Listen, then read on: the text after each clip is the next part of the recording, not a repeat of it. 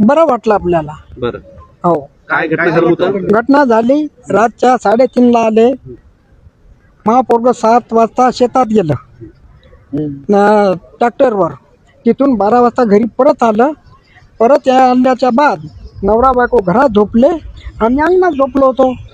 मग जेव्हा आरडाओरडा झाला, आमची सून ओरडू लागली, तेव्हा आम्ही उठलो. तो बी आम्ही म्हणलं आमच्या लक्ष्मीनं, तुम्ही काव मारायला आले? नाही नाही, आम्हाला तपास घ्यायचा. मग तपास कशाचा? म्हणे तुम्हाला काय घेणं आहे? 3:30ला नेलं. 6 वाजता त्याचा जीव घेतला आणि आम्ही उठलो, शेनगाव पोलीस स्टेशनला चालले गेलो.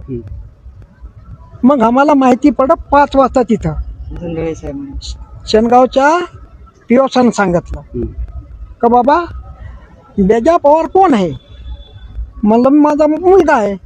तो पोलीसवाल्याच्या माराच्यानं मरण पावला, जीवाच मारला त्याला. मग आम्ही तिथं आलो रिसोर्ट, त्याला आणलं वासमाकड. किती वर्ष झाले घटनेला? 2011 मध्ये. न्याय मिळाला तुम्हाला? कसं वाटतं? न्याय आता मिळाला साहेब आपल्याला. काळू साहेबांना म्हणजे आमची फार चांगली व्यवस्था केली.